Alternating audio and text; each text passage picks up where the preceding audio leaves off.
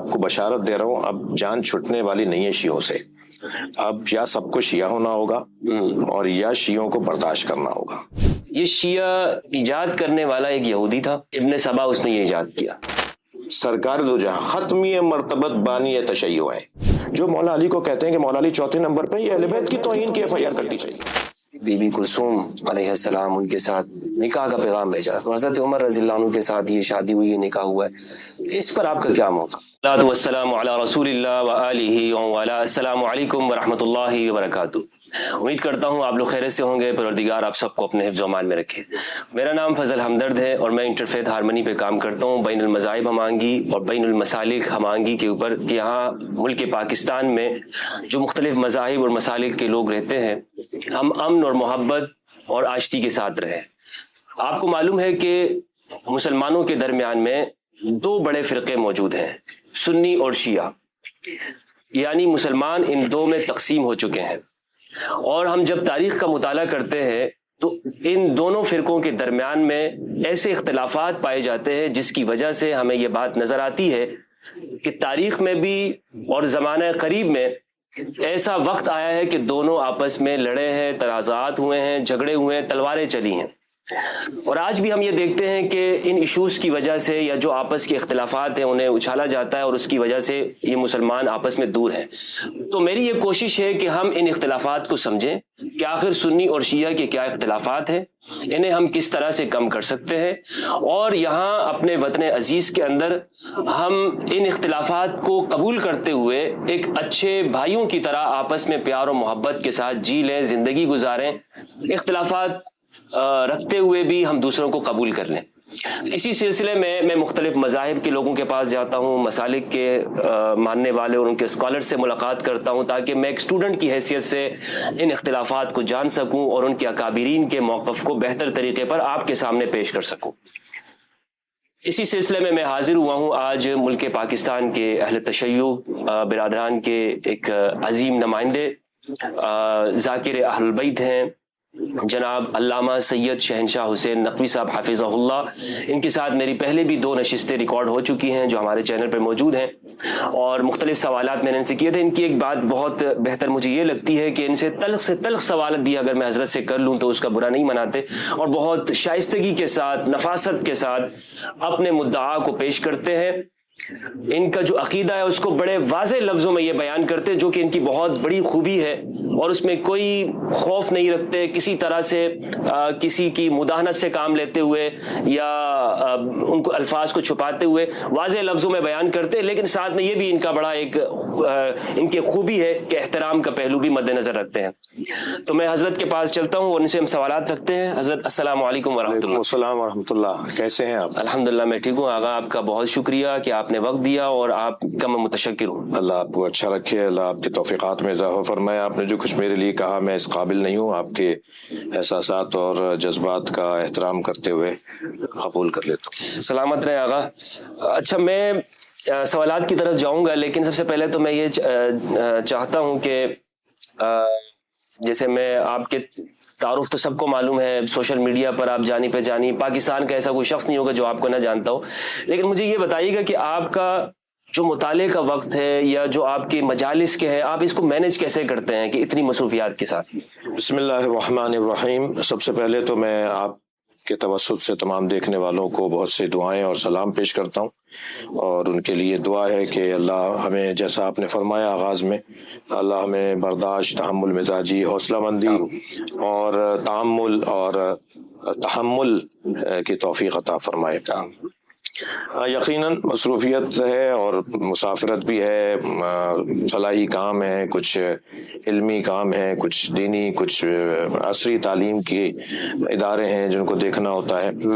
تو ہر 2 مہینے بعد میں 10 دن کے لیے کم سے کم، اور زیادہ ہر مہینے 1 ہفتے کے لیے میں تنہائی میں جاتا ہوں اور اپنی اس دوران کتابوں کو علیحدہ کرتا رہتا ہوں کہ مجھے اس میں سے کچھ ملے گا، اس میں سے کچھ ملنا چاہیے. پھر وہاں بالکل ایک شہر سے باہر ایک دیہی علاقے میں ایک کسی جھونپڑی میں کسی ایسی جگہ جہاں ملاقاتیں کم، کیا بات ہے، وہاں جا کے بیٹھ جاتے ہیں، مطالعہ کر لیتے ہیں. تو نوٹس تیار کر لیتا ہوں، اپنے نکات جو مجھے مثلاً خطابات میں بیان کرنے ہیں انہیں دیکھ لیتا ہوں. تو یہ ایک طریقہ ایک اپناتا ہوں. دوسرا یہ کہ دارالتحقیق ہمارا ایک ادارہ ہے، اس میں جو افاضل کام کرتے ہیں، تو جب کبھی مجھے کسی چیز کی ضرورت ہوتی ہے تو ان سے بھی ہیلپ لے لیتے ہیں. ٹھیک ہے. اور میں سمجھتا ہوں یہ روش اپنانے کی ضرورت ہے اہل علم کو، کیونکہ ٹیم ورک جو ہوتا ہے وہ زیادہ مضبوط ہوتا ہے. اور گویا آپ ایک اور عقل کو اپنے ساتھ شامل کر رہے ہیں. اگر آپ کسی سے پوچھ رہے ہیں کہ بھائی یہ والی بات میرے پاس ایک حوالے سے آئی ہے، آپ اس کے کچھ اور حوالے بھی رکھتے ہیں، اور اگر انہوں نے مجھے تو حوالے اور دے دیے تو اور بہتر ہو جائے گا. تو یہ طریقہ اپناتا ہوں. یعنی یہ ابھی آپ نے ایک راز انکشاف کر دیا، اگر آپ کہیں نہ مل رہے ہو تو ہمیں وہیں جانا ہوگا. جی بسم اللہ. اچھا آقا، موضوع کی جانب آتا ہوں. سب سے پہلا تو میرا سوال یہ ہے کہ یہ ہم لفظ سنتے ہیں شیعہ، اور اس لفظ کو بہت بیان کیا جاتا ہے، بولا جاتا ہے، الزامات بھی لگتے ہیں کہ فلاں شیعہ ہے، فلاں یہ ہے، اس کے اندر تشیع پایا جاتا ہے. اور یہ جو اہل التشیع ہیں جن مسلک کے ساتھ آپ کا تعلق ہے، اس کے بارے میں ہم نے یہ بات بھی سنی ہوئی ہے ہمارے مکتب کے اندر اہل سنت، اور ہمارے اساتذہ نے بھی ہمیں یہ بتایا ہے کہ یہ جو شیعہ ہیں بنیادی طور پر یہ کوئی اسلامی فکر نہیں ہے. یہ شیعہ ایجاد کرنے والا ایک یہودی تھا، ابن سبا، اس نے یہ ایجاد کیا. اس سے پہلے میرا سوال یہ ہے کہ شیعہ کب وجود میں آئے، ان کی تاریخ کیا ہے؟ پہلے تو آپ نے جو آغاز میں کہا نا کہ الزام لگایا جاتا ہے اور یہ کیا جاتا ہے، میں آپ کو بشارت دے رہا ہوں اب جان چھٹنے والی نہیں ہے شیعوں سے. اب یا سب کو شیعہ ہونا ہوگا اور یا شیعوں کو برداشت کرنا ہوگا، کیونکہ شیعہ ایک ایسا زندہ مذہب ہے، شیعت ایک ایسا زندہ مذہب ہے جس کے بغیر اب چارہ نہیں ہے. 1400 سال سے 1000 سال سے تو بہت سارے اپنے بزرگوں کو ہی یہ کہہ کر ان سے استفادے کا دروازہ، ان سے افادے کا دروازہ بند کر دیا جاتا ہے، ان سے رجوع کا یعنی ان سے علم حاصل کرنے کا دروازہ بند کر دیا. یہ شیعہ ہو گیا. تو اگر اس اعتبار سے دیکھیں تو کچھ علماء اہل سنت نے بھی کام کیا ہے، شیعہ علماء نے بھی کیا ہے کہ اب یہ صدی تشیع کی صدی ہے. میں آپ کو بشارت دے رہا ہوں انشاءاللہ سب اس دروازے پر آئیں گے جس دروازے پر حضرت سلمان فارسی تھے، حضرت مالک اشتر تھے، حضرت میثم تمار تھے، حضرت ابو ذر غفاری تھے، اور وہ 72 پہلے صحابہ تھے، وہ یا 175 پہلے صحابہ تھے. وہ جو ایک مراتب کے اعتبار سے جو اہل بیت سے وابستگی میں مراتب رکھتے تھے، ظاہر ہے اہل بیت سے مراتب رتبتاً اگر وابستگی کو دیکھیں تو کوئی ایک تو ہوگا نا جو سب سے زیادہ قریب ہوگا، کوئی 4 تو ہوں گے نا جو زیادہ قریب ہوں گے، کوئی 15 تو ہوں گے نا جو زیادہ قریب ہوں. تو جو رتبتاً قریب تر شخصیات ہیں ان کی گنتیاں جب ہم بیان کرتے ہیں تو یہ کہتے ہیں کہ جی آپ کہتے ہیں صرف اتنے ہی لوگ اچھے تھے، باقیوں کو آپ اچھا نہیں مانتے. نہیں، ہم ان کا جو رتبہ ہے اس اعتبار سے بات کرتے ہیں. یعنی صحابہ میں آپ رتبے کے قائل ہیں. جی آپ بھی طبقات کے قائل ہیں، یعنی اہل سنت کے ہاں بھی طبقات، سارے صحابہ ایک جیسے نہیں ہیں. کلہم عدول کا نظریہ تو انتہائی قرآن و حدیث کے خلاف نظریہ ہے، تو اس پہ تو ہم ابھی اس وقت نہیں جانا چاہ رہا. اصل بات تو یہ ہے کہ یہ صدی تشیع کی صدی ہے. انشاءاللہ شیعت کا جو تعارف ہم سے زیادہ خود ہمارے برادران اہل سنت نے پیش کیا ہے. سوشل میڈیا کا دور ہے آج، آزادی بیان کا دور ہے آج. یہ کہہ کر پابندی نہیں لگائی جا سکتی کہ مناظرہ نہیں ہوگا. اب تو مناظرے کا رنگ ہی کچھ اور ہو گیا ہے. یعنی آپ اپنے گھر میں بیٹھ کے اپنی بات کریں بالکل تنہائی میں، میں اس کلپ کے اوپر اپنی بات کروں گا اپنے گھر میں بیٹھ کے. تو اب تو مناظرے کا ڈھنگ ہی بدل گیا. تو پہلی تو بشارت یہ ہے کہ انشاءاللہ سب کو اس طرف آنا ہے، اور محشر میں بھی جب اہل بیت کی عظمت سامنے آئے گی اور اہل بیت کے شیعوں کا جو مقام سامنے آئے گا، 80 سے زیادہ حدیثیں تو میں نے اہل سنت کی کتابوں سے شیعوں کی عظمت میں نکالنی تھی. ایک مقالہ لکھا تھا میں نے جو علماء اہل سنت، طرق اہل سنت سے، اہل سنت راویوں سے جن سے روایت کر لیتے ہیں اور حدیث لیتے ہیں، وہ احادیث جس میں لفظ شیعہ علی کا شیعہ نبی مکرم کی زبان مبارک سے جاری ہوا ہے. اب آپ یہ کہہ کر, جیسے مفتی شامزئی صاحب اللہ ان کے درجات بلند فرمائے, انہوں نے عقیدہ ظہور مہدی کتاب کے حاشیے میں جب شیعہ راویوں سے اس عقیدے کو بیان کیا تو انہوں نے کہا جی اس کا بھی راوی اگر شیعہ تھا اس کا بھی, تو یاد رہے کہ شیعہ راویوں سے ہم نے احادیث لی ہیں اور اس وقت کے شیعہ اور تھے اور آج کے شیعہ اور ہیں. یہ انہوں نے ایک حاشیہ لگایا ہے اپنی اس کتاب کے اندر, تو مجھے اس پہ دیکھ کر اس کا آج تک ذائقہ آتا ہے. جب میں نے پہلی دفعہ وہ پڑھا تھا یہ جملہ ان کا, تو مجھے اچھا لگا تھا کہ کم سے کم یہ بات مان لی کہ شیعہ آج کے لوگ نہیں ہیں, کل کے لوگ نہیں ہیں, شیعہ نبی کے زمانے کے لوگ ہیں. اور اگر آپ فرماتے ہیں کہ اس وقت کے شیعہ اور تھے اور آج کے شیعہ اور ہیں, تو یہ قابل بحث گفتگو ہے کہ ہم یہ ثابت کریں کہ نہیں, آج کے شیعوں سے زیادہ اس وقت کے شیعہ شدید تھے, جنہوں نے جانیں دیں, جنہوں نے زبانیں کھچوائیں, جنہوں نے خون اپنا دیا. آج کی شیعوں سے زیادہ وہ شیعہ شدید تھے, تو آج کا شیعہ باقی ہے. اگر برعکس کر دیں گے اس کو تو آج ہمارے پاس وہ شیعت پہنچتی نہیں جو حضرت میثم تمار رضوان اللہ تعالیٰ علیہ, حضرت سلمان فارسی رضی اللہ تعالیٰ عنہ, ان شخصیات نے جو تشیع پہنچائی ہے. تو پہلی بات تو یہ جب آپ اس کا آغاز صحابہ کے زمانے سے مانتے جی, نبی مکرم کے زمانے, نبی نے بنیاد تشیع رکھی ہے, نبی نے شیعت کی بنیاد رکھی ہے. علی انت و شیعتک هم الفائزون, نبی نے فرمایا تم اور تمہارا شیعہ کامیاب لوگ ہیں. اولی فی الجنہ جیرانی فی الجنہ, یہ نبی مکرم کے الفاظ ہیں. تشیع کی بنیاد سرکار دو جہاں نے, نبی مکرم نے رکھی. سرکار دو جہاں ختمی مرتبت بانی تشیع ہیں, انہوں نے چاہا ہے کہ علی کے شیعوں کو میں حوصلہ دوں اور ہمت بندھاؤں. تو یہ ایک مقدماتی, میری اگر سوال کا جواب طویل ہو رہا ہو تو آپ ٹوک سکتے ہیں مجھے. اور جہاں تک بات عبداللہ ابن سبا کی ہے, تو دیکھیے عبداللہ ابن سبا ایک نصیری تھا, ایک غالی تھا, اور شیعہ نہ صرف شیعہ نہیں تھا, بنیاد تشیع بانی شیعہ ہونا تو بہت دور کی بات ہے. وہ ائمہ اہل بیت خود امام محمد باقر علیہ السلام اور امام جعفر صادق علیہ السلام سے جو روایات نقلیں رجال کشی کے اندر, وہ روایت عبداللہ ابن سبا کے ترجمے میں موجود ہے کہ اس کو سمجھایا, اس کو کہا تمہارا یہ عقیدہ یہ غلط عقیدہ ہے. اس نے توبہ نہیں کی اور بات نہیں مانی تو اس کو جلایا ہے, اسے قتل کیا, اسے جلایا ہے, اس کو آگ لگا کے جلا دیا مولا علی علیہ السلام نے. تو یہ جس بندے کو ہم آن ہی نہیں کرتے, مثلا میں اگر کسی دیوبندی کے بارے میں کہوں کہ دیوبندی ایسے ہیں, تو دیوبندی آن کرے گا تو وہ بات ہوگی نا. میرے کہنے نے ایسی ہوا میں آپ 200 سال سے لٹ مارتے آ رہے ہیں, 600 سال سے اگر آپ کہتے آ رہے ہیں کہ عبداللہ ابن سبا بانی شیعہ ہے, آپ کے کہہ دینے سے یہ کیا بات ہوئی کہ صاحب 25 کتابیں اس پہ لکھی گئی, 25 نہیں 50,000 لکھ دیجئے. شیعہ تو قبول ہی نہیں کر رہا اس کو. شیعہ عبداللہ ابن سبا کی لعنت کا قائل ہے, ہم اس کے اوپر لعنت بھیجتے ہیں. مولا علی علیہ السلام نے اس کو آگ میں جلایا ہے, مولا علی علیہ السلام نے اس کو پہلے نصیحت کی کہ توبہ کرو, استغفار کرو, یہ اپنے عقیدے سے ہاتھ اٹھاؤ. ہم پھر جب شیعہ مذہب اس کو آن ہی نہیں کرتا, اپنے کوئی روایت لیتے ہیں مجھ سے, کوئی حدیث لیتے ہیں مجھ سے, کوئی اس کے نام پر جھک کے کوئی رضی اللہ تعالیٰ عنہ معاذ اللہ اسے بولتے ہیں, کوئی ہم اس کا احترام کرتے ہیں, تو پھر آپ کہہ سکتے تھے کہ بھائی آپ جیسے حضرت سلمان فارسی, جیسے حضرت ابو ذر غفاری صحابہ کرام کا احترام کرتے ہیں, اہل بیت کا احترام کرتے ہیں, بڑے معتبر نام لیتے ہیں, وہاں آپ تو عبداللہ ابن سبا کا بھی نام لیتے ہیں, ہم تو کہیں آن ہی نہیں کرتے اسے, اور آپ کہہ رہے ہیں عبداللہ ابن سبا نے. تو پہلی بات تو یہ کہ عبداللہ ابن سبا نامی شخص کو ہم نہیں جانتے, ہم نہیں پہچانتے, ہم اسے جاننا بھی نہیں چاہتے, ہم اس کے وجود حقیقی کے قائل ہیں, حقوقی کے قائل نہیں ہیں. یعنی ایک وجود تھا لیکن اس کا کوئی مقام تھا, اس کے ہم قائل نہیں ہیں. ایک آدمی تھا جس کا نام یہ تھا, ٹھیک ہے تاریخ میں ہوگا بہت سے ایسے گزرے, لیکن اس کا کوئی احترام ہے, اس کا کوئی مقام ہے. ہم یکسر یعنی کوئی ایک شیعہ عالم دکھائیں جس نے اس کو آن کیا ہو, البتہ عالم ہو, کوئی کتاب لکھنے والا ہو, کوئی مدرس ہو, کوئی معتبر ہو, ہم نہیں مانتے اس بات کو.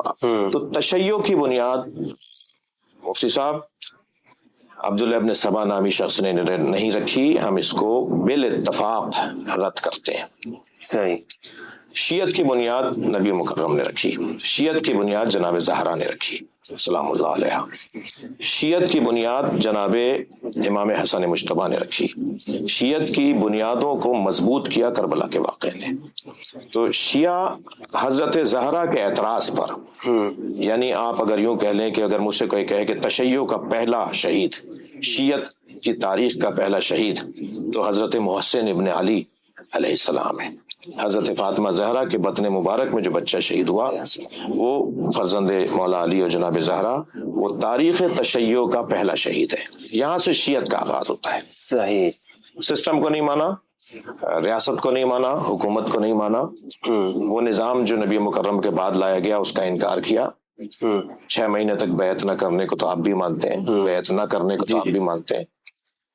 جناب زہرا خائف اور نالا رہیں اور شاکی اور خفا رہیں، اس کے اوپر تو کوئی اب میرے خیال سے بات رہی نہیں. اب تک اب سے 10 سال پہلے جب ہم یہ بات کرتے تھے تو یہ دال گلا لی جاتی تھی کہ یہ شیعوں کی گھڑی ہوئی باتیں. اب تو بات شیعوں کی رہی نہیں ہے، اب تو شیعہ سنی کی بحث ختم ہو گئی، سنی کی بحث شروع ہو گئی ہے. یہ آپ کو مبارک. ٹھیک ہے. اچھا حضرت، ایک سوال، اگلا سوال میرا یہ ہے کہ اگر یہ بات ہے کہ شیعہ رسول اللہ صلی اللہ علیہ وآلہ وسلم نے یہ نام دیا، اور اس یعنی جو علی کے چاہنے والے ہیں، جو علی کے ماننے والے ہیں، وہ لوگ شیعہ ہیں، تو اب تو بنیادی طور پر ایک فرق پایا جاتا ہے، یہ سنی ہے، یہ شیعہ ہے. پھر سنیوں کی پھر الگ تقسیمیں ہیں، شیعہ میں بھی تقسیمیں موجود ہیں. تو اس میں آپ یہ بتائیے کہ آپ جو دین لیتے ہیں، جو فقہ ہے آپ کے پاس، اس کا بنیادی ماخذ کیا ہے؟ آپ کس ماخذ کو بنیاد قرار دیتے ہیں؟ دیکھیے مفتی صاحب، میں مانتا ہوں اس بات کو کہ شیعہ بھی فرقوں میں تقسیم ہے، اور شیعہ تاریخی اعتبار سے بہت روشن واضح جو فرقے ہیں وہ اسماعیلی، یعنی ہم اثنا عشری انہیں کہتے ہیں، وہ شیش امامی ہے، جبکہ وہ شیش امامی خود کو نہیں کہتے. ہمارے ساتھ شیش امام تک آئے، وہ امام جعفر صادق تک آئے، تو ہم انہیں کہتے ہیں وہ شیش امامی ہے. وہ خود کو شیش امامی نہیں کہتے، وہ خود کو اسماعیلی کہتے ہیں. یا بہرا جماعت ہے، یا آغا خانی جماعت ہے، یہ شیعہ ہیں. یا اس طرح کے اور بھی زیدیاں ہیں یمن وغیرہ کی طرف. تو اس بات کا تو اقرار ہے، لیکن پوری دنیا میں جو تعداد میں اور تدوین میں اور علمی مجامع میں، محافل میں، علمی میدان میں جن کی مضبوط کیفیت ہے وہ اثنا عشری ہیں، امامیہ ہیں، یعنی 12 امامی جو نبی مکرم کے 12 خلفاء کی حدیث نبی سے منقول ہے، نبی سے منسوب ہے، اور اس پہ اہل سنت و شیعہ اس بات پر متفق ہیں کہ 12 خلیفہ کی بات نبی نے کی. تو ہم وہ 12 امام، 12 خلیفہ کے جو نظریہ رکھنے والے ہیں وہ شیعہ امامیہ یا شیعہ اثنا عشریہ کہلاتے ہیں. صحیح. تعداد میں بھی زیادہ ہیں، علمی طور پہ بھی ان کے حوزہائی علمیہ پائے جاتے ہیں، ان کے مدارس ہیں. مثلاً اگر اسماعیلی برادران، بہرا برادران کی نسبت آپ اس اثنا عشری اور امامیہ کو لیں گے تو کوئی مقایسہ ہی نہیں ہے. ہمارے یہاں بہت کام ہو چکا ہے، تفاسیر لکھی گئی ہیں، احادیث کی کتابیں جو موجود ہیں، وہ حتیٰ اسماعیلیہ بھی اگر استفادہ کرتے ہیں تو شیخ صدوق اور شیخ مفید سے کرتے ہیں جو امامیہ تھے، جو اثنا عشریہ تھے.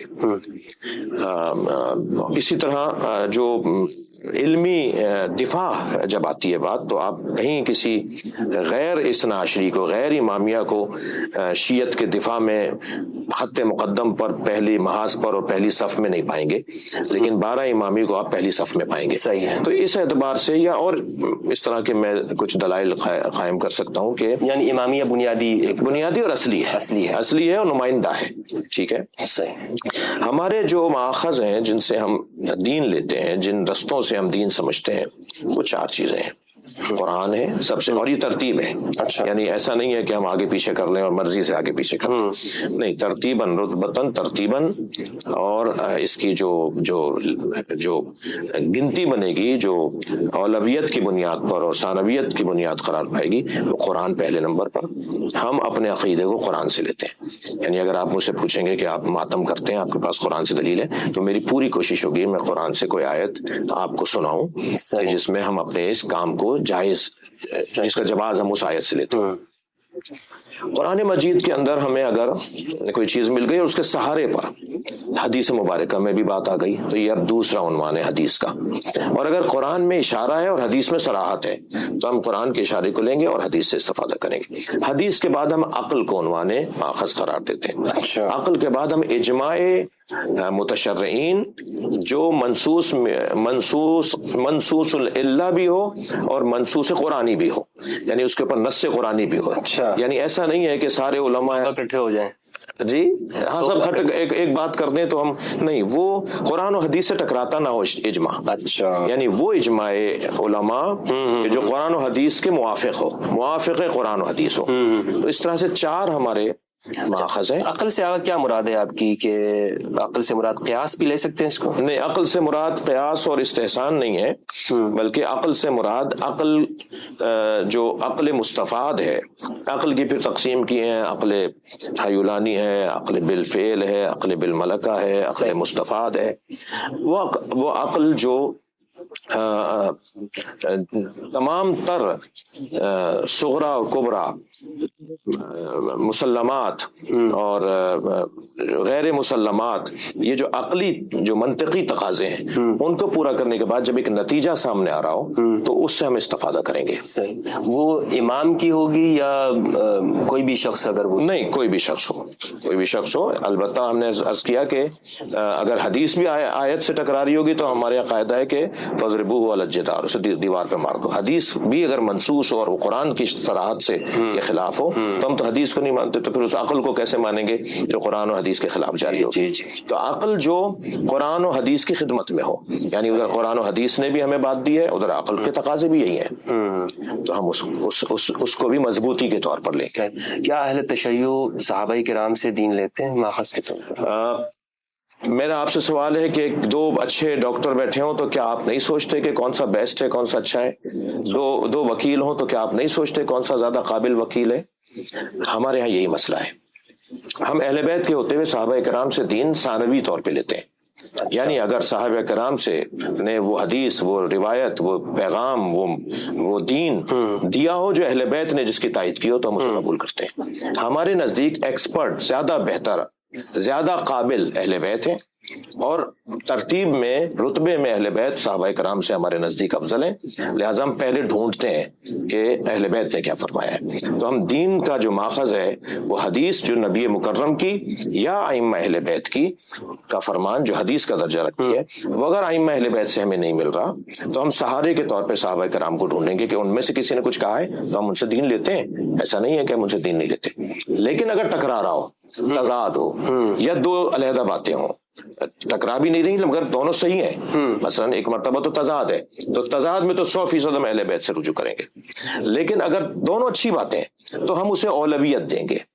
جو چیز جو اہل البیت سے منسوب ہے، پیغام یا جو بھی ہدایت ہمیں مل رہی ہے، تو یہ ہمارا انداز ہے سوچنے کا. صحیح. تو یہ آپ کی اپنی پسند ناپسند بھی ہو سکتی ہے نا، یا اس پر آپ کے پاس دلیل کیا ہے کہ اہل بیت سے دین لینا ہے؟ حال یستوی الذین یعلمون والذین لا یعلمون، یہ دلیل ہے. زیادہ بہتر جاننے والا نہ جاننے والے سے بہتر ہے. یہ دلیل ہے کہ جو فَاسْأَلُوا أَهْلَ الذِّكْرِ إِن كُنتُمْ لَا تَعْلَمُونَ، جب سارے صحابہ کرام نے جب بھی کبھی، سارے نہیں، جو ہمارے بھائیوں کے نزدیک حضرت ابوبکر، حضرت عمر، حضرت عثمان رتبتاً ان کے نزدیک زیادہ ہیں، ان تینوں ہستیوں نے مولا علی سے پوچھا جا کے. تو جب رجوع وہ جنہیں آپ اولا افضل کہہ رہے ہیں وہ مولا علی سے پوچھ رہے ہیں تو مولا علی سے کیوں نہیں پوچھیں؟ ہم کیوں نہیں پوچھیں مولا علی سے؟ تو کوئی ایک مثال تو نہیں ہے، دسیوں مثالیں ہیں کہ حضرت ابوبکر اور حضرت عمر نے مولا علی سے رجوع یعنی رابطہ کیا، ان سے علمی استفادہ کیا. تو ہم اپنے مسلک کی اور دین کی اور مذہب کی بنیاد مولا علی سے استفادے کو کیوں نہیں قرار دیں؟ کیا حضور نے کبھی یہ فرمایا صحابہ سے کہ آپ میری اطرت سے دین لیجئے گا؟ آپ کیا اس سے زیادہ کہہ کے جاتے کہ میں 2 چیزیں تمہارے درمیان چھوڑے جا رہا ہوں، کتاب اللہ و اطرتی اہل بیتی؟ کیا اس سے زیادہ اور کیا روشن فرماتے کہ من کنت مولا فہذا علی مولا، جس کا میں مولا ہوں؟ اولویت کوئی ہاتھ چومنے میں، گردن جھکانے میں، صلوات بھیجنے میں اور نعرہ لگانے میں تو نہیں ہے. اولویت تو رجوع کرنے میں ہے نا. میں جس کا مولا ہوں اس کا علی مولا ہے. مجھ سے جو مجھے اہمیت دیتا ہے، احترام دیتا ہے، مجھ سے رجوع کرتا ہے، میرے مقام علمی کا قائل ہے، تو وہ یہ بات جان لے کہ میرے بعد علی اس منصب پر فائز ہے. اچھا، دیکھتے ہیں کہ یہ شیعہ کی تاریخ جیسے آپ نے بتایا کہ قدیم ہے، تو حضرت یہ بتائیے کہ اگر اتنی قدیم تاریخ ہے تو پھر مسلمانوں میں آپ لوگ اقلیت میں کیوں ہیں؟ یہ تو ایسا ایک مذہب کا خیز خیال ہے، مجھے معاف کیجیے گا آپ تو، کیونکہ آواز اور لوگوں کے جو کہہ لیجیے کہ سوالات ہیں اس کی ترجمانی فرما رہے ہیں کہ یہ کہہ دینا کہ اقلیت میں کیوں ہے اگر حق پر ہیں، تو یہ تو اتنا عجیب سی بات ہے۔ قرآن نے تو اکثر کو لا یعقلون کہا ہے، اکثر کو جو ہے وہ جاہل کہا ہے، اکثر کو تو نافہم قرار دیا ہے۔ تو اکثر تو معیار کب ہے؟ نہیں، اکثر معیار نہیں ہے، لیکن اتنی قدیم ہے مسلمانوں میں۔ پہلے حضور نے فرما دیا کہ یہ شیعہ ہے۔ آپ یہ سوال کریں مفتی صاحب، میں اگر آپ ہم گفتگو کے انداز میں اگر رہیں اور محبت، اور آپ کا میں ممنون ہوں کہ آپ نے مجھے موقع دیا کہ مجھ سے آپ بات کر رہے ہیں۔ اگر ہم یوں لیں کہ جب یہ اتنے صحیح تھے، آپ اتنے اچھے تھے، آپ حق پر ہیں، تو آپ کی تعداد کیوں نہیں بڑھی؟ جی، تعداد کیوں؟ یہ بات صحیح ہے، ورنہ اقلیت کا لفظ میں نہیں سمجھتا، کیونکہ اس وقت عیسائی زیادہ ہیں تو مان لیں جو زیادہ ہے وہ حق پر ہے، وہ صحیح ہے۔ اقلیت سے مراد میرے کم ہونا ہی ہے۔ یہاں کیوں کم رہے؟ کم کیوں رہے؟ ہاں، اس کی وجہ، اس کی بہت بڑی وجہ ہے، زندہ جلایا گیا، دیواروں میں چنا گیا، گردنیں کاٹی گئیں، درباروں میں سے نکالا گیا، بیت المال سے مال روک دیا گیا، حقوق بند کر دیے گئے، اولادوں کو، بچوں کو ان کے سامنے، ماں باپ کے سامنے ذبح کر دیا گیا۔ کوئی ایک مصیبت ہے جو بتائیں؟ یعنی اگر ہمیں تو چھوٹا سا مفاد اگر ہمارا کسی سے ٹکرا رہا ہو تو ہم حق اور سچ بولنے سے ہاتھ دھو لیتے ہیں۔ یہ تو گردنیں جاتی تھیں، یا تو مال ضبط ہو جاتا تھا، یا تو حقوق سلب ہو جاتے تھے، نوکری۔ آج نہیں ہو رہا اس بنیاد پہ کہ اس کا نام ایسا ہے جیسے شیعہ ہو۔ اگر کوئی کہتا ہے نہیں صاحب یہ کب ہوا، کیوں ہوا، بھائی آج ہو رہا ہے۔ آج اگر کسی کا نام علی، حسن، حسین، رضا، باقر، جعفر اگر یہ نام ہوتے ہیں ائمہ اہل بیت کے اوپر، تو آج انہیں نوکریوں سے نکال دیا جاتا ہے۔ خاص طور پہ عرب ممالک میں یہ بہت ہو رہا ہے، یہاں بھی ہو رہا ہے۔ تو ماضی میں تو اس سے زیادہ تھا، یعنی باقاعدہ درباروں میں بلا کر پہلے تو ذلیل کیا جاتا تھا، اور اگر کوئی آ جاتا تھا تو اسے ذلیل کیا جاتا تھا، اور اگر بغیر علم کے کہ یہ کون ہے اور بعد میں معلوم ہوتا تھا یہ، تو اسے نکال دیا جاتا تھا، اس کو بیت المال سے حق اس کا بند کر دیا جاتا تھا۔ تو جب اتنی سختی میں کوئی رہتا ہو تو یہ تو آپ کو تو یعنی یہ معجزے سے کم نہیں ہے کہ ان تمام مصائب اور مشکلات کے باوجود آج اتنی بڑی تعداد کے اندر شیعہ دنیا کے اندر موجود ہے، یعنی کروڑوں کی تعداد میں شیعہ اس وقت دنیا کے اندر موجود ہے۔ ان تمام تاریخی، آپ کو میں عرض کروں کہ میں نے مقاتل الشیعہ نامی عنوان پر 14 جلدی کتاب تالیف کی ہے، جو میں 1994 سے کام کر رہا تھا، مقاتل الشیعہ۔ اس کی جو پہلی جلد ہے نا، وہ 14 صدیوں کی داستان ہے، وہ میں آپ کو پیش کروں گا، چھپ کر آ گئی ہے۔ دوسری جلد جو ہے اس کی، وہ ہے سانحہ ٹھیڑی کے اوپر، جو پاکستان کا سب سے بڑا سانحہ تھا، شیعوں کو مارا گیا تھا۔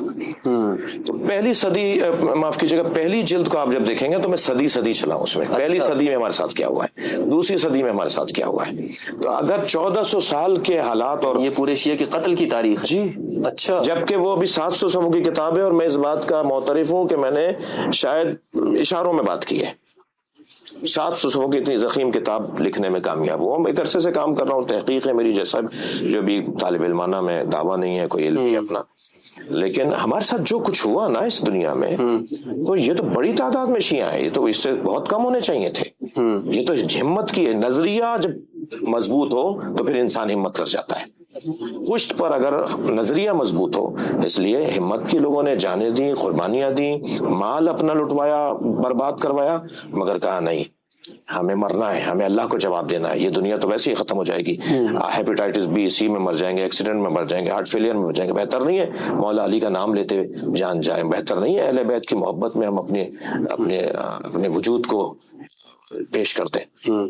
اس اعتبار سے اگر آپ لیں گے تو شیعہ اگر کم ہے تو اس کا ایک بڑا سبب یہ ہے کہ ان کے ساتھ اچھا نہیں ہوا۔ میں ایک چیز جاننا چاہتا ہوں حضرت، کہ مجھ سے اکثر دوست پوچھتے ہیں کہ آخر کیا وجہ ہے کہ تم شیعوں میں اتنی دلچسپی لیتے ہو، تو میں نے ان میں ایک بات بہت اچھی دیکھی ہے جس نے مجھے بہت متاثر کیا ہے۔ ایک تو ان کے علماء کا اخلاق، کردار، اور دوسرا میں نے یہ دیکھا ہے کہ معذرت کے ساتھ اگر لوگ کسی کو میری بات بری لگ جائے، تو ہماری جس معاشرے میں تربیت ہوئی ہے وہ یہ کہ شیعہ اس طرح ہے، برے ہیں، وغیرہ وغیرہ، گالی دینا، لیکن میں نے کبھی کسی شیعہ عالم کو یہ نہیں دیکھا کہ وہ اپنے بیان میں ہمیں برا کہہ رہا ہو۔ وہ تنقید ضرور کرتے ہیں ہمارے عقائد کے اوپر، لیکن وہ اس طرح نہیں کرتے. آخر اس کی کیا وجہ ہے کہ یہ اتنا بڑا آپ کو تربیت میں ایسی کیا چیز شامل ہے کہ آپ لوگوں کا یہ طرز عمل اختیار کرتے ہیں؟ مفتی صاحب میں ایک ٹھنڈی سانس لے کے آپ سے اس بات پہ کہوں گا, بڑی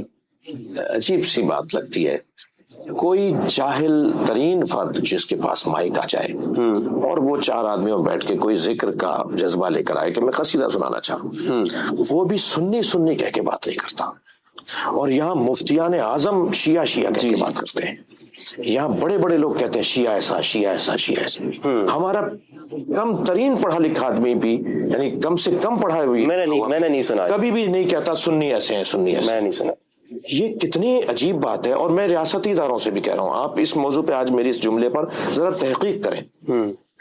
میں نے ایک فورم پہ کہا تھا, کچھ بڑی شخصیات علماء اہل سنت کی تشریف فرما تھی, جب انہوں نے یہ کہا کہ 75 سالوں میں پاکستان میں, اس سال جب یہ بات ہو رہی تھی تو پاکستان کو بنے ہوئے 75 سال ہو گئے تھے, تو انہوں نے کہا 75 سالوں میں پاکستان میں ایسا کچھ نہیں ہوا جیسا اس دفعہ شیعوں نے ہمارے ساتھ کیا ہے. تو میں نے کہا جی آپ عالم ہیں, آپ بڑے ہیں, آپ بزرگ ہیں, آپ کو تو جو ہے وہ اعتدال سے اور عدل کا سہارا لینا چاہیے اور عدالت سے بات کرنی چاہیے, انصاف سے بات کرنی چاہیے. آپ اگر یہ کہہ رہے ہیں کہ شیعوں نے 75 سالوں میں جو کچھ نہیں کیا تھا اس سال کیا ہے, تو آپ یہ بھی کہیں کہ سنیوں نے بھی ان 75 سالوں میں جناب زہرا کو خطا پر نہیں بولا تھا, اس سال بولا ہے. آپ یہ بھی کہیں کہ سنیوں نے بھی امیر یزید زندہ باد کا نعرہ 75 سالوں میں نہیں لگایا تھا, اسی سال لگایا ہے. سیاست معاویہ زندہ باد کا نعرہ 75 سالوں میں کبھی نہیں لگا تھا اس ملک میں, اس سال لگایا. تو پھر میں نے یہ کہہ کے میں نے کہا اب فرق موٹا یہ ہے کہ ہمارے یہاں سے جو باتیں آپ منسوب کر رہے ہیں کہ آپ کے ایسا ہی ہے, وہ ہمارے پڑھے لکھے لوگوں نے نہیں کی, وہ ہمارے مفتیوں نے نہیں کی, ہمارے مجتہدین نے نہیں کیے, ہمارے قائدین نے نہیں کی, ہمارے یہاں مدارس کے پرنسپل حضرات مدیران نے اور منصرموں نے بات نہیں کی. آپ کے یہاں سے تو بڑے لوگوں نے جو دعویدار علمی ہے انہوں نے یہ والی باتیں کی ہیں کہ معاذ اللہ جناب زہرا خطا پر تھی, امیر یزید زندہ باد, سیاست معاویہ زندہ باد. سیاست معاویہ زندہ باد تو مولا علی کو کیا بول رہے ہیں پھر آپ؟ تو میں تو مفتی صاحب آپ کے توسط سے ایک پیغام دینے جا رہا ہوں کہ میں اپنے لوگوں سے کیا مجبور نہیں ہوں کہ کہوں کہ آپ FIR اس پہ بھی کٹنی چاہیے. جو مولا علی کو کہتے ہیں کہ مولا علی 4تھے نمبر پہ, یہ اہل بیت کی توہین کی FIR کٹنی چاہیے. مولا علی اگر 4تھے نمبر پر ہیں تو اب FIR کٹنی چاہیے اس بولنے والے پر کہ یہ اہل بیت کی توہین کر رہا ہے. جو رجوع کرتے تھے مولا علی سے, جو رابطہ کرتے تھے, جو دین لیتے تھے علی سے, جو علی کو اپنا مولا مانتے تھے, جو علی سے علم لیتے تھے, جو علی کے بغیر کہتے تھے ہم ہلاک ہو جاتے اگر علی نہ ہوتے, آپ کہہ رہے ہیں کہ علی ان سے مفضول ہیں, وہ ان سے علی سے وہ افضل ہیں. یہ علی کی توہین ہے, یہ اہل بیت کی توہین ہے. اب اس پہ FIR کٹنے کی تیاری ہونی چاہیے کہ اہل بیت توہین ہے, اہل بیت کی سزا کیا ہے اس ملک کے اندر. کہاں لے جا رہے ہیں بات کو؟ پہلی بات تو کہ یہ بات کہنا کہ شیعہ ایسا ہے, ہم تو نہیں کہتے سنی ایسا ہے, سنی, ہم تو سنیوں کی اس کا راز بتا دیں. اس کا راز جو ہے, ہم سنیوں کو عزیز رکھتے ہیں, ہم سنیوں کو اپنی جان سمجھتے ہیں, ہم سنیوں سے محبت کرتے ہیں. اس کی وجہ کیا ہے, کیوں محبت کرتے ہیں؟ ایک تکفیری ملا ایک جگہ پکار رہا تھا, اس نے میرا نام بھی لیا کہ سنیوں سے تو پیار کرتے اور سنیوں کے آقاؤں سے پیار نہیں کرتے. تو بھائی سنیوں کے آقاؤں سے جو گفتگو ہے نا, وہ علمی گفتگو ہے, وہ تحریری گفتگو ہے, مناظراتی گفتگو ہے, وہ علمی مباحث ہیں, علمی گفتگو ہے, اس پہ وہاں بیٹھ کر بات کریں گے. یہ جو وہ جس نے مولا کائنات کو ایسے کہا, بی بی کو ایسے کیا, بی بی کے دروازے پر گیا, مثلا وہ اس زمانے کی بات تھی. یہ جو اہل سنت ہے نا, یہ اس کے دل و دماغ میں اگر کسی دشمن علی کا تصور بیٹھا ہوا ہے تو یہ مستضعف ہے, یہ بیچارہ مجبور ہے, یہ اس تک بات پہنچی نہیں ہے. اور پھر اگر آپ کو کسی تک حق بات اور سچ بات پہنچانی ہے تو اسے محبت کرنی ہوگی, آپ اس سے پیار سے بات کریں گے, آپ کو اس سے پیار سے بات کرنا پڑے گی. اگر آپ کا ہدف یہ ہے کہ آپ اس تک حق پہنچانا چاہتے ہیں تو اس سے نفرت نہیں کر سکتے. ہم اس لیے اہل سنت سے پیار کرتے ہیں, محبت کرتے ہیں کہ اہل سنت تک حقائق پہنچا سکیں. ایک بات. دوسرا, اہل سنت تو کلمہ گو ہیں, نبی کا کلمہ پڑھتے ہیں, اللہ کا کلمہ پڑھتے ہیں, نبی کا کلمہ پڑھتے ہیں, نماز پڑھتے ہیں, دین اسلام کو مانتے ہیں. ہمیں تو حکم ہے مولا علی کا کہ کافروں کے ساتھ بھی اخلاق سے بات کرو, ہمیں تو حکم ہے نبی مکرم کا کہ مشرکوں سے بھی اخلاق سے بات کرو. قرآن نے کہا ہے کہ لین اور پیارے اور میٹھے اور دھیمے لہجے میں جا کے بات کرو. تو قرآن, نبی مکرم, ائمہ اہل بیت کا فرمان ہے کہ اخلاق سے، پیار سے، محبت سے بات کرو. آپ کو اگر کسی تک اپنی بات پہنچانی ہے تو پہلے سلام تو کر لو، مسکرا کے دیکھ تو لو اس کو، اس کے ساتھ کچھ معانقہ مصافحہ تو کر لو. تو ہمیں حکم قرآن و حدیث کا یہ ہے کہ اخلاق سے رہو، پیار سے رہو، محبت سے رہو. اور اگر وہ بات تمہاری مان لے، تمہاری بات سمجھ لے تو فبیہا نعم المطلوب، اور اگر وہ نہیں مان رہا تو وہ تو بہت عرصے سے ہو رہا ہے ایسا، کچھ دن اور صحیح. اس میں اہل بیت کی تعلیمات کا بھی اثر ہوگا بہت زیادہ.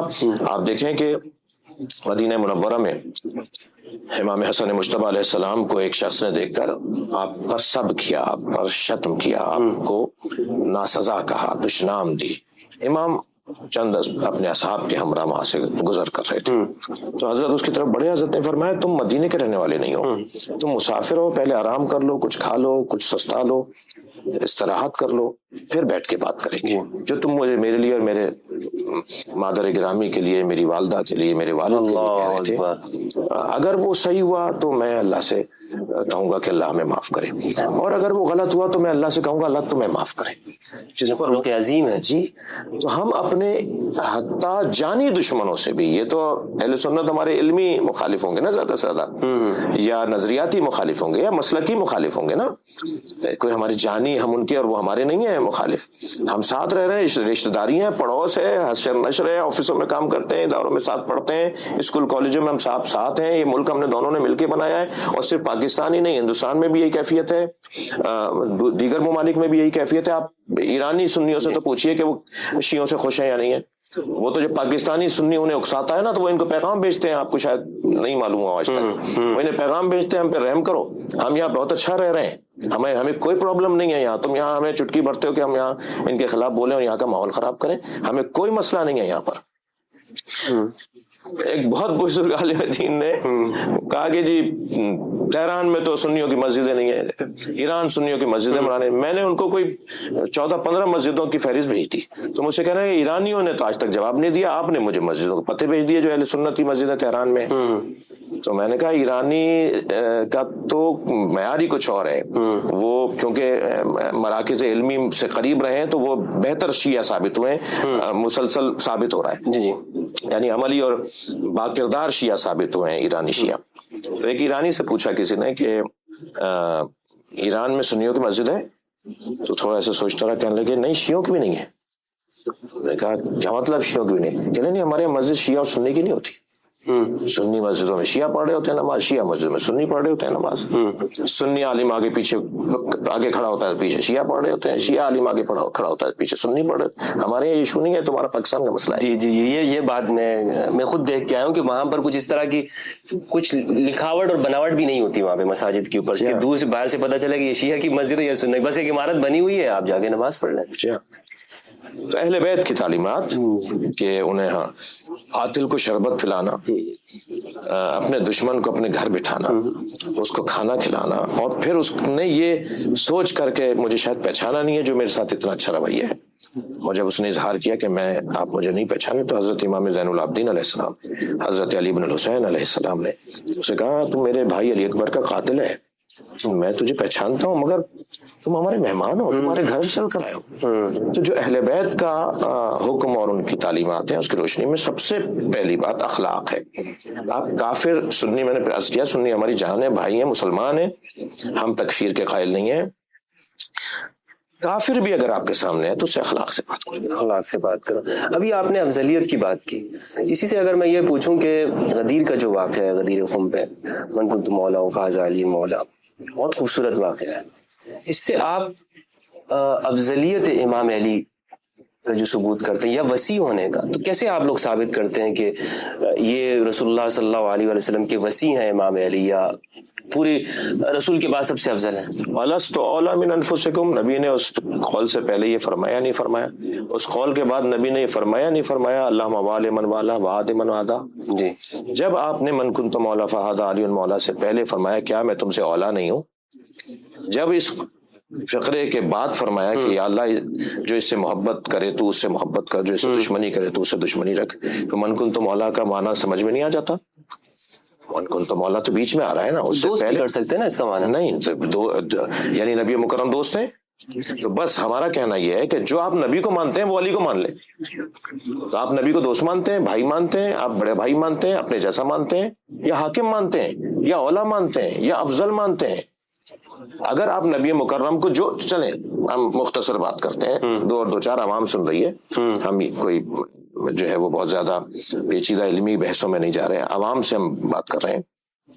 جو آپ نبی نے فرمایا من کنت مولا فہذا علی مولا, میں جس کا مولا ہوں علی اس کا مولا ہے. تو مولا آپ نبی کو کیا مانتے ہیں, مولا کا کیا مطلب مانتے ہیں نبی کے لیے, وہی علی کے لیے مان لیجیے.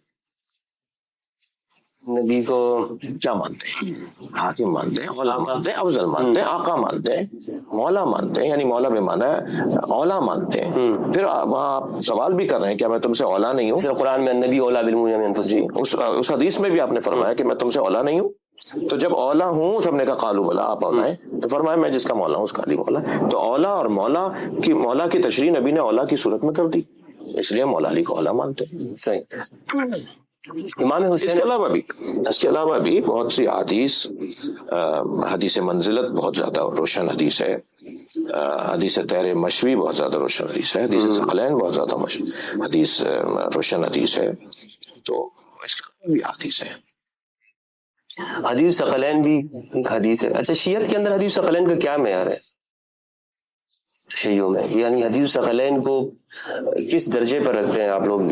پوری بنیاد بناتے ہیں یا ایک فضائل کے درجے میں رکھتے ہیں؟ نہیں, ہم تو اسی کی بنیاد پہ تو ہماری فقہ مرتب ہوئی ہے. اچھا, اسی کی بنیاد پہ ہم تفسیر لیتے ہیں, اسی کی بنیاد پر ہم تاریخ لیتے ہیں. ہمیں جو کچھ لینا ہے وہ قرآن سے یا ثقل اصغر سے لینا ہے. صحیح, اہل بیت سے لینا ہے. دین, حدیث, فقہ, جی سب. ٹھیک ہے. یعنی یہ باب فضیلت تو ہے ہی, لیکن یہ باب عمل بھی ہے, باب سنن بھی ہے, باب جس کو کہہ لیجئے کہ فقہ ہو, جس کو کہہ لیجئے کہ اعمال اور معاملات بھی ہے. ہمارے جتنے عبادات اور معاملات ہیں وہ سب ثقلین کے سے ماخذ, ثقلین اس کا ماخذ ہے. امام حسین علیہ السلام کو ہم دیکھتے ہیں کہ آپ نے اپنے دور کی جو ظالم طاقتیں ہیں ان کے ساتھ ٹکرا گئے اور قیام کیا, لیکن اہل بیت میں ان کے بعد ہی فوراً ہم دیکھتے ہیں تو امام علی بن الحسین, سید سجاد علیہ السلام, اور امام محمد باقر علیہ السلام, اور امام جعفر صادق علیہ, تو یہ جو 12 ائمہ تک ہیں انہوں نے کوئی قیام نہیں کیا. اس کی کیا وجہ ہو سکتی ہے, کیا سبب ہے؟ اصل ہدف ان کا تھا ہدایت. یہ آئے تھے ہدایت دینے کے لیے, یہ ہادیین مہدیین ہیں. ان کا مقصد تھا اللہ کی جانب سے جو ان کو منسوب کیا گیا وہ ہدایت پہنچانے کا. امام حسین علیہ السلام نے اپنی قربانی کے ذریعے یہ واضح کر دیا کہ اب دین اہل بیت سے لینا ہے. امام حسین کی قربانی سے پہلے دین حاکم سے لیا جاتا تھا, دین خلیفہ سے لیا جاتا تھا. اب اس خلیفہ میں نہیں اس بحث میں جانا چاہتا کہ خلفائے ثلاثہ کے تک ٹھیک ہے امت متفق ہے, لیکن اس کے بعد تو ملوکیت میں بدل گیا نا, مگر عنوان تو خلیفہ ہی کا تھا وہ. لہٰذا آپ کی کتابوں میں یزید چھٹا خلیفہ ہے یا نہیں ہے؟ تو جب اس تسلسل سے یزید تک بات پہنچ جائے گی تو اب تو, یعنی آپ 12 خلیفوں کی بات کر رہے ہیں. میں 12 خلیفاؤں میں سب سے پہلے حضرت ابوبکر ہیں, اسی لائن میں یزید ہے یا نہیں ہے؟ جب حضرت ابوبکر کی لائن میں یزید آ رہا ہے تو سسٹم تو خلافت کے ذریعے سے خراب ہو رہا ہے نا آگے جا کے. یعنی امت کو کہاں لے گئے آپ بھائی اس سسٹم کے تحت؟ تو کربلا کے واقعے نے یہ کلیئر کر دیا کہ اب دین جو لینا ہے نا وہ حاکم سے نہیں لینا, دین لینا ہے اہل بیت سے. لہذا اصل بات پہنچ گئی. اور آج آپ دیکھ لیجئے کہ حتیٰ غیر مسلم بھی ہو تو جب وہ کوئی معاشرے کی اصلاح اور سماج کی بہتری کی بات کرتا ہے تو کربلا کی مثال دیتا ہے. کربلا کی مثال. تو اصل کام اہل بیت کا جو تھا وہ کربلا کی صورت میں پورا ہو گیا. اب جب وہ کام پورا ہو گیا تو امام زین العابدین ایسا کیوں کریں, امام محمد باقر وہ قیام کیوں کریں؟ کام ہو چکا, اس کو زندہ رکھیں, اس کو باقی رکھیں, اس کو اٹھائے رکھیں. لہذا خرچہ کروایا, تاکید فرمائی, رونے والوں کو دعائیں دی, اشعار اور مرثیے لکھنے والوں کو جو ہے وہ سکوں سے اور درہم و دینار سے نوازا تاکہ کربلا زندہ رہے. تو کربلا امام حسین کا کام کربلا بپا کرنا تھا, دیگر ائمہ کا کام کربلا زندہ رکھنا تھا. کام دونوں کا وہی ہے. یعنی اسی لیے ہم دیکھتے ہیں کہ پھر اس کے بعد امام جعفر صادق علیہ السلام کے دور میں تشیع تیزی کے ساتھ پھیلا ہے. جی علوم جتنے امام جعفر صادق کو موقع ملا، حضرت نے اس موقع سے انتہائی امامت کی ذمہ داری حضرت کی وہ تھی، اور آپ نے بہت سے علوم کی بنیاد ڈالی اور اپنے ہزاروں شاگرد تربیت دی ہے، ان کو سکھایا، انہیں پڑھایا، حتیٰ وہ اہل سنت کے جو بزرگ علماء ہیں جو بنیادی جن کا مقام ہے، وہ زیادہ تر بالواسطہ یا بلا واسطہ امام جعفر صادق علیہ السلام سے کی نسبت ہے۔ تو پوری طرح سے یعنی امام جعفر صادق و مذاہب اربعہ کے نام سے ایک 10 جلدی کتاب میرے پاس بہت اچھی تحقیقی کام ہے، مذاہب اربعہ، اہل سنت کے چاروں مذاہب اور امام جعفر صادق، ان یہ کیا ربط ہے آپس میں، مشترکات اور جس کو کہتے ہیں کام ہونا چاہیے۔ قارن اچھا ہوا ہے جی، ہوا ہوا یہ 10 جلدوں میں، بلکہ ایک اہل سنت عالم نے مجھ سے مانگا تھا، میں نے انہیں گفٹ کے طور پہ ہدیہ بھی ان کو پیش کیا، تو یہ کام ہوا ہوا ہے کہ اچھا پھر اس میں جو قریب باتیں ہیں، میں نے خود ایک کہہ لیجئے کہ کورس کیا تھا، ایک دورانیہ گزارا تھا علمی اعتبار سے فقہ مقارن کا۔ فقہ مقارن یعنی فقہ میں جو قرین اور نزدیک چیزیں ہیں، مثلا وہ شیعہ اور سنی میں کیا ہے، ان کو ایک جگہ کیا گیا ہے، یعنی شیعہ بھی ایسے ہی کرتا ہے نماز روزے میں حج زکات میں، سنی بھی ایسے ہی کرتا ہے، شیعہ بھی ایسے ہی کرتا ہے، سنی، تو جو زیادہ تر چیزیں ہیں وہ ایک جیسی ہیں، ایک جیسی۔ اس میں کام ہوا ہے، اور ائمہ اہل بیت نے جو کربلا جیسی دوبارہ کربلا برپا نہیں کی، تو کیونکہ کربلا جیسی کربلا دوبارہ برپا کرنے کے لیے وہ جو منظر تھا، وہ جو ماحول تھا، وہ جو تقاضے تھے، وہ دوبارہ سے ہونا یا ناممکن کہیے یا کم سے کم مشکل ضرور تھا۔ ان ائمہ میں یعنی امام حسین علیہ السلام کے بعد سے امام مہدی علیہ السلام تک کون سا ایسا امام ہے کہ جو اچھا میں فرق نہیں کر سکتا ہوں ان ذوات قدسیہ میں کہ انہوں نے زیادہ کام کیا، انہوں نے کم کام کیا، یہ کہنے کا مقصد نہیں ہے ہرگز۔ کہنے کا مقصد یہ ہے کہ ان شخصیات میں چمکتا ہوا ستارہ جس نے تشیع کو یا اسی وراثت کو بہت مشکل دور میں سنبھالا ہو، آپ کی نظر میں کسی ایک شخصیت دو اعتبار سے، اگر آپ مشکلات میں کون زیادہ رہا اور مصائب کا اور گھٹن کا اور جو ماحول کی سختی کا شکار اور حالات کی سختی کس کے زمانے میں زیادہ تھی، اگر وہ لیں تو وہ امام رضا کے بعد سے امام مہدی کی ولادت تک اور آپ کے غیبت صغریٰ تک، یعنی امام محمد تقی علیہ السلام، حضرت امام حسن عسکری علیہ السلام، امام علی نقی علیہ السلام، امام حسن عسکری علیہ السلام، یہ جو 3 ائمہ ہیں، امام جواد متوکل کے زمانے کے، متوکل کے معتصم کے زمانے کے، اور جو ہے وہ معتصم کا زمانہ، یعنی امام محمد تقی، امام علی نقی، امام عسکری، یہ جو 3 دور ہیں انتہائی سختی کا دور۔ اچھا سامرہ میں جو گزرے ہیں، جی، اور وہی ایک علت ہے کہ امام مہدی جب دنیا میں تشریف لاتے ہیں تو آپ 5 سال کی عمر میں غیبت میں آپ چلے جاتے ہیں، اور 5 سال کی عمر ہے جس وقت آپ کے بابا کی شہادت ہو رہی ہے امام حسن عسکری کی، تو وہ سختی کا دور تھا۔ اس اعتبار سے دیکھیں تو انہوں نے جو اس دور میں اپنے نظریے کو، اپنے پیغام کو محفوظ رکھا، اپنے لوگوں کو باقی رکھا، وہ سخت دور تھا، لیکن موقع کس امام کو زیادہ ملا دین پہنچانے کا، دین سمجھانے کا، تشریح کا، تفسیر کا؟ وہ سب سے زیادہ مولا امام جعفر صادق علیہ السلام، پھر امام محمد باقر علیہ السلام، یعنی ترتیب میں تو پہلے ہیں، لیکن اگر آپ دورانیہ اور زیادہ کام کا دیکھیں تو امام محمد باقر علیہ السلام نے بنیادیں رکھی، مگر اس سے زیادہ امام جعفر صادق کو ٹائم ملا۔ امام ابو حنیفہ جو ہمارے فقہ کے امام ہیں، ان کے شاگرد، اور ان کے بعد پھر امام علی رضا علیہ السلام کو، یعنی امام موسیٰ کاظم کا زمانہ بھی ایسا کہہ لیجئے کہ مشابہ تھا امام محمد باقر کے زمانے سے، لیکن اگر آپ جو فرما رہے ہیں نا کہ زیادہ جس نے زیادہ پیغام پہنچایا وہ امام جعفر صادق اور امام علی رضا علیہ السلام۔ ہمارے یہاں اہل سنت میں ایک بات ماحول ملا انہیں، موقع ملا انہیں۔ ایک بات مشہور بھی ہے کہ جس کے بارے میں کہا جاتا ہے کہ شیعہ لوگ اس کو مانتے نہیں ہیں اور اس سے انکار کرتے ہیں کہ حضرت عمر انہوں نے بی بی کلثوم علیہ السلام ان کے ساتھ نکاح کا پیغام بھیجا، تو حضرت عمر رضی اللہ عنہ کے ساتھ یہ شادی ہوئی، یہ نکاح ہوا ہے، اس پر آپ کا کیا موقع؟ بہت واضح بات ہے، بی بی کی عمر اتنی کم ہے اس وقت میں، اور حضرت عمر کی عمر اتنی زیادہ ہے، انسانی حقوق، سماجی مسائل، معاشرتی جو تقاضے ہیں ان سے وہ متصادم ہے، پھر ساتھ میں یہ کہ وہ بی بی ام کلثوم بنت علی ہیں یا بنت ابو بکر ہیں. یہ ایک ہمارا کہنا یہ ہے کہ وہ بنت علی نہیں تھی، بنت حضرت ابو بکر تھی. وہ حضرت عائشہ کی بہن تھی، حضرت محمد ابن ابی بکر کی بہن تھی. اچھا. حضرت مولا علی نے جب شادی کی حضرت اسماء بنت امیس رضوان اللہ تعالیٰ علیہ سے، تو وہ حضرت ابو بکر کی زوجیت ان کی رحلت کے بعد شادی ہوئی. وہ وہاں سے اپنے ساتھ کچھ بچے ساتھ لائی تھی جنہیں مولا علی کے گھر میں پرورش ملی، پروان چڑھے. ان میں عبد الرحمن ہے، محمد ابن ابی بکر ہیں، اس میں بی بی کلثوم ہے، ام کلثوم ہے. اچھا. بی بی ام کلثوم حضرت ابو بکر کی بیٹی ہیں. اور جب اس عقد کے حوالے سے بات آگے بڑھتی ہے تو پھر مولا علی علیہ السلام تو جو کیسے راضی ہو جاتے ہیں. حضرت عائشہ کی وہ بہن تھی، حضرت عائشہ نے اس رشتے کو مضبوط کیا اور اس آمادہ کیا، آمادہ کیا کہ صاحب رشتہ ہو جائے. تو ہم اس کو اس انداز سے لیتے ہیں. وہ حضرت علی کی بیٹی نہیں، حضرت عمر داماد علی نہیں ہے، داماد حضرت ابو بکر ہے. نعرہ اپنا ٹھیک کریں ہمارے دوست. اچھا.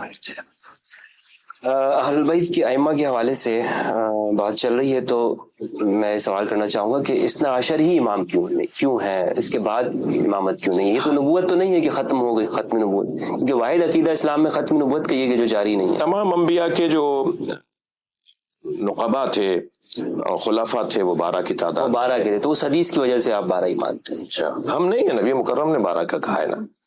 جیسے تمام انبیاء ما سلف کے نقبہ 12 رہے، نبی کے بھی فرمائے میرے بھی 12 ہی ہوں گے. اور 12 پہ جا کے بات رکنی ہے. اب بعض کے 52 ہو چکے ہیں، بعض کے 58 ہو چکے ہیں، پھر اس میں سے 2 وہ 4 وہ 1 وہ 5 وہ 12 کی تعداد پوری کرنے کی کوشش کرتے ہیں گیپ ڈال کے. تو وہ جو گیپ ڈال رہے ہیں آپ، جس میں آپ کہہ رہے ہیں یہ خلیفہ نبی کا خلیفہ نہیں تھا، یہ ملک تھا، یہ حاکم تھا، یہ بادشاہ تھا، تو اس دور میں جو مر گیا تو وہ اس حدیث کے مطابق کہا جائے گا من ماتا ولم یعرف امام زمانی فقط ماتا میتۃ جاہلیہ. وہ جب اس کے زمانے میں امام ہی نہیں ہے، اس کے زمانے میں حجت خدا ہی نہیں ہے، اس کے زمانے میں اللہ کے نظام کے مطابق کوئی رہنمائی نہیں ہے، اور وہ مر گیا تو زمانے جاہلیت میں مرا ہی نہیں مرا. کیسے کریں گے ہم؟ لہٰذا ہمارے علاوہ جتنے لوگ ہیں سب بند گلی کا شکار ہیں. ہم 12ویں پہ رکے ہوئے ہیں، ہمارے یہاں کوئی گیپ ہی نہیں آیا. نبی مکرم حجت خدا سب سے بڑی، اور ان کے بعد پے در پہ 11 نبی کے خلیفہ آئے.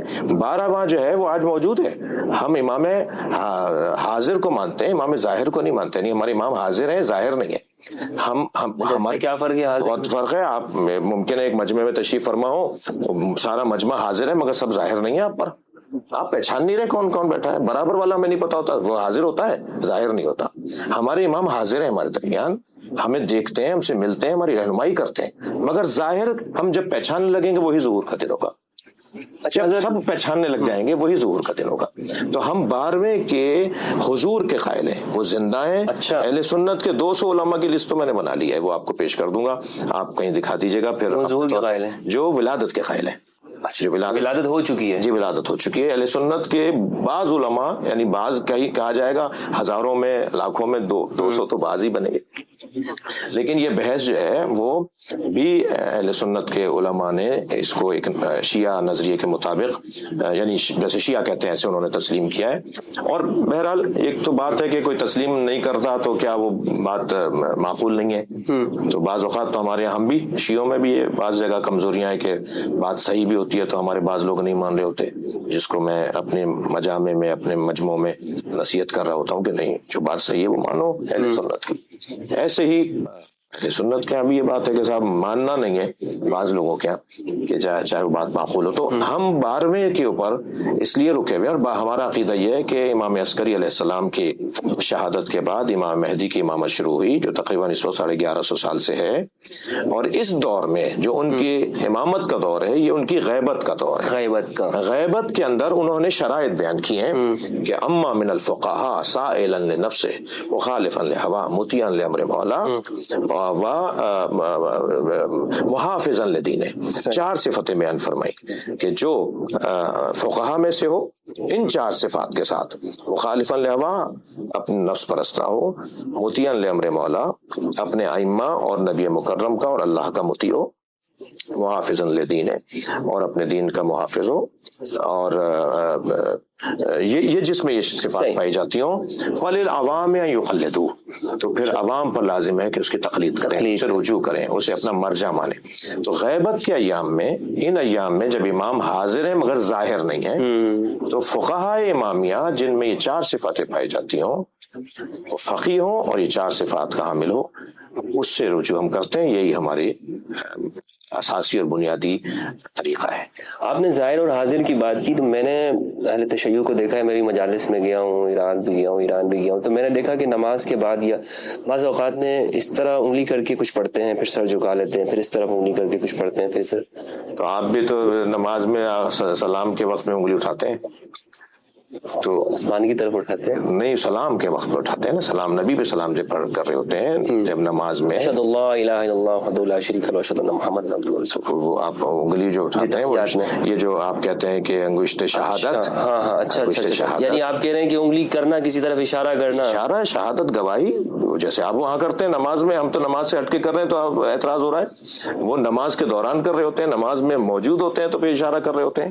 اچھا، اللہ ایک اس طرف ہے کہ جہاں اشارہ کر رہے ہوتے ہیں علماء اہل سنت و عوام اہل سنت، یقیناً ایسا نہیں ہے، ماننا تو اسی طرح ہی ہے کہ اوپر ہی ہے اللہ، تو پھر اشارے میں تو نہیں آئے گا اللہ۔ مولا علی کا بڑا حسین خطبہ ہے، فرماتے ہیں اشارے میں اللہ کو نہیں لائے جائے۔ تو وہ ہم جو نماز کے بعد یا مجلس کے بعد یا کسی عبادت کے بعد اشارہ کر کے، وہ ہم زیارت اور سلام پڑھ رہے ہوتے ہیں، امام کی پر اشارہ کرتے نہیں، پہلے نبی پہ سلام ہوتا ہے۔ ہمارے یہاں 3 رخ بدل کے سلام کیے جاتے ہیں۔ پہلا سلام ہم نبی کو کرتے ہیں، دوسرا سلام امام حسین علیہ السلام کو کرتے ہیں، تیسرا امام رضا کو کرتے ہیں، یہ 3 رخوں پر، پھر دوبارہ پلٹتے ہیں اسی طرف جہاں نبی کو ہم نے سلام کیا تھا، اور پھر ہم مکے کی طرف رخ کرتے ہیں، مدینے کی طرف رخ کرتے ہیں، اور وہ امام مہدی کو سلام کرتے ہیں، مکے اور مدینے کی طرف رخ کر کے امام مہدی کو سلام کرتے ہیں، کیونکہ آپ وہاں سے ظہور کریں گے نا، خانہ کعبہ کی دیوار سے ٹیک لگا کے فرمائیں گے بقیت اللہ خیر لکم ان کنتم مؤمنین۔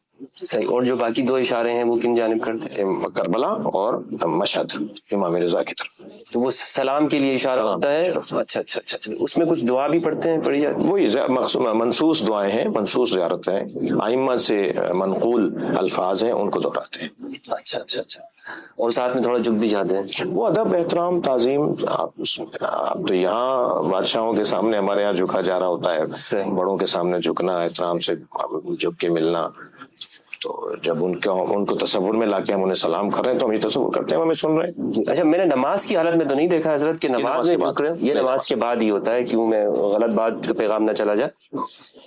اسی سے حوالے میں بالکل عوام کے حوالے سوال کرنا چاہتا ہوں کہ ہماری جو اہل سنت عوام ہے نا، ان کو امام بارگاہ اور مسجد کا فرق نہیں پتا، یعنی جب امام بارگاہ کا لفظ آتا ہے تو، اور مشہور بھی یہ زیادہ ہوا ہے ہمارے پاکستان میں، شیعہ کے نام آتا ہے تو ساتھ میں جو عبادت کی جگہ امام بارگاہ آتی ہے نا کہ مسجد آتی ہے، تو اس کا فرق کیا ہے امام بارگاہ کا اور مسجد کا؟ کیا شیعہ کی مسجد تو ہوتی ہے، میں نے خود بھی دیکھی، لیکن اس کو مسجد ہی صرف کہتے ہیں یا امام بارگاہ ہی کہا جاتا ہے؟ نہیں، مسجد ہمارے ہاں نماز کی جگہ ہے، امام بارگاہ ہمارے ہاں اہل بیت کے ذکر کی جگہ ہے۔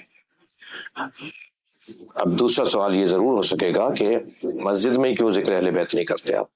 عبادت ہے نا، ذکر عبادت ہے، تو ذکر علی عبادت جی، تو جب یہ اہل بیت کا ذکر عبادت ہے تو آپ مسجد میں کیوں نہیں کرتے؟ تو ہمارے ہاں یہ فلسفہ، یہ سبب، یہ کام، یہ منظر، اس کا ایک سبب ہے، ایک وجہ ہے، اور وجہ یہ ہے کہ مسجد میں ہندو، یہودی، عیسائی نہیں آ سکتا، صحیح، لیکن امام بارگاہ ہر ایک کے لیے آمادہ ہے کہ وہاں اسے بلاؤ، وہ مجلس میں آ کے بیٹھنا چاہتا ہے، اس کو کوئی جگہ تو ہو جہاں آپ کا دروازہ کھلا ہوا ہو، کچھ سیکھنا چاہ رہا ہے، سمجھنا چاہ رہا ہے، آپ تو اسے قرآن نہیں دے رہے پڑھنے کے لیے، آپ تو اسے مسجد میں آنے نہیں دے رہے، مسجد میں اب وہ شرعی مسئلہ ہے، یعنی میں آپ کے گھر کے فریج میں گھس سکتا ہوں، وہ ایک شرعی مسائل ہے، تو قوانین ہے، یہ ہرگز اس سے یہ نہ لیا جائے، غیر مسلم یہ پیغام نہ لیں میری اس بات سے کہ مسلمانوں کو دیکھیں اپنی مسجدوں میں ہمیں نہیں آنے دیتے، نہیں، ہمارے قوانین ہیں، ہمارے قواعد ہیں، کلمہ پڑھ لو، مسلمان ہو جاؤ مسجد میں، ہم آپ کو مسجد میں، تو جو مسجد کے شرعی احکامات ہیں، نجاست کے، طہارت کے،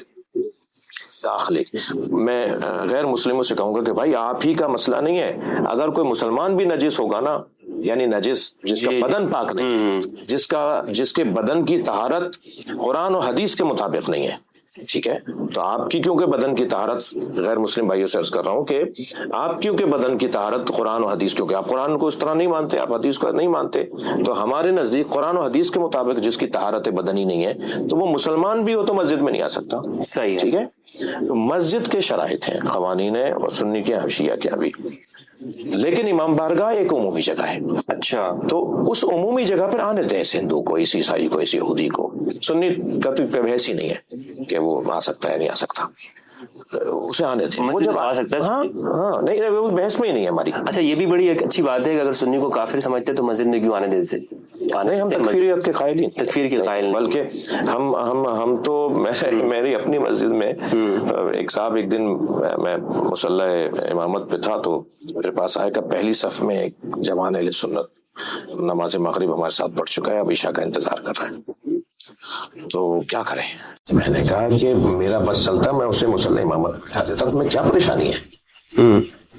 جب ہمیں اللہ رسول نے, اہل بیت نے, فقہاء امامیہ نے اجازت دی ہے, تم اس کو کیسے صف سے باہر نکال سکتے ہو؟ تو کبھی اگر ایسا ہوتا ہے تو ہمارا یہ جواب ہوتا ہے, معمولاً تو ایسا ہوتا ہی نہیں ہے.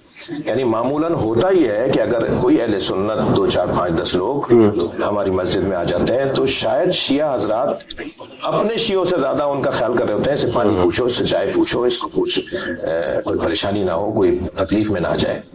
تو یہ تو مسجد کا تو یہی ہونا چاہیے, اس سے زیادہ اچھا ہونا چاہیے. لیکن امام بارگاہ ہم اس لیے علیحدہ سے بناتے ہیں کہ مسجد کے احکامات اس کے نہیں ہیں, وہ ایک عمومی جگہ ہے ذکر اہل بیت کی. تو جو بھی ذکر اہل بیت کا شوق رکھتا ہے کرنے کا یا سننے کا, اب مثلا ہندوستان میں یا اندرون سندھ میں یا پنجاب میں کتنے ہی عیسائی اور ہندو ہیں جو ذکر اہل بیت کرنا چاہتے ہیں, ہم انہیں مسجد میں لا کے کیسے بٹھا دیں گے؟ جی صحیح, مگر امام بارگاہ میں لا کے بٹھائیں گے. بہت بہت شکریہ. میرا آخری سوال ہے وہ یہ ہے کہ امام علی علیہ السلام کے زمانے میں جنگی فتوحات اور ممالک کیوں فتح نہیں ہوئے جبکہ ہم دیگر خلفاء کے زمانے میں دیکھتے ہیں تو وہ, یہ میرا بس آخری سوال ہے. کتنا روشن جواب ہے اس کا کہ مولا علی کو اپنوں سے ہی فرصت نہیں ملی, دوسروں سے جا کے کیا لڑتے ہیں, ان سے کیا جہاد فرماتے ہیں. نبی مولا علی علیہ السلام کے لیے نبی مکرم نے فرمایا کہ میرے بعد تقاتل علی التعویل, تعویل کی بنیاد پر لڑو, کما قاتلت علی التنزیل, ٹھیک ہے نا, قاتل علی التنزیل, یہ بھی عبارت. جی. تو مولا کو تو 3 بڑی جنگوں کا, چھوٹی چھوٹی تو جھڑپوں کا, کوئی 60-70 جھڑپوں کا سامنا کرنا پڑا.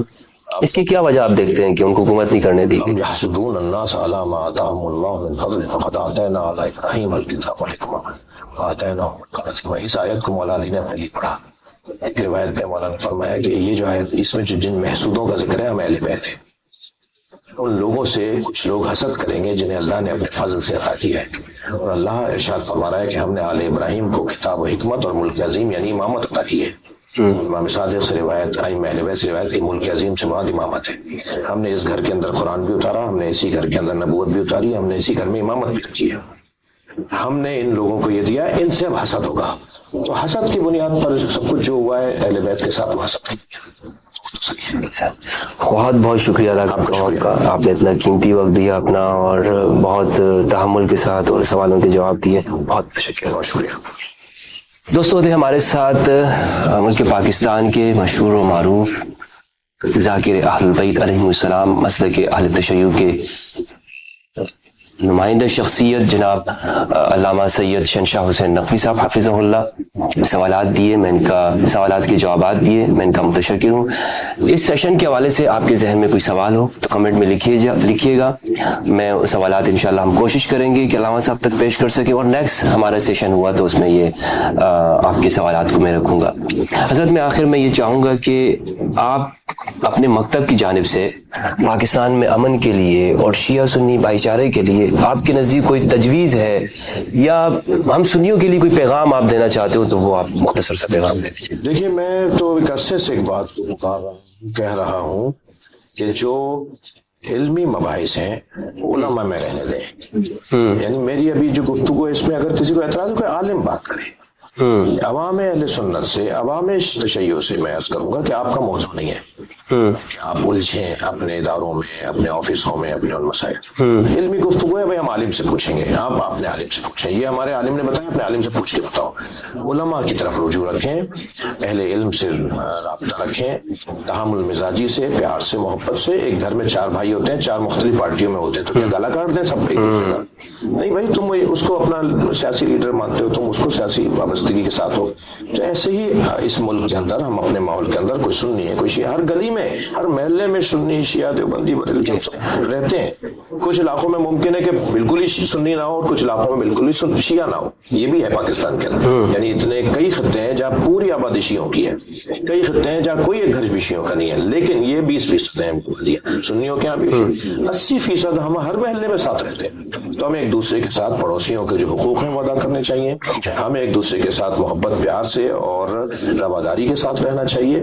اور بعض بحثیں جو جہاں کی نہ ہو وہاں نہیں کرنی چاہیے. یہی اس کا. بہت شکریہ. السلام علیکم ورحمۃ اللہ وبرکاتہ. فی امان اللہ.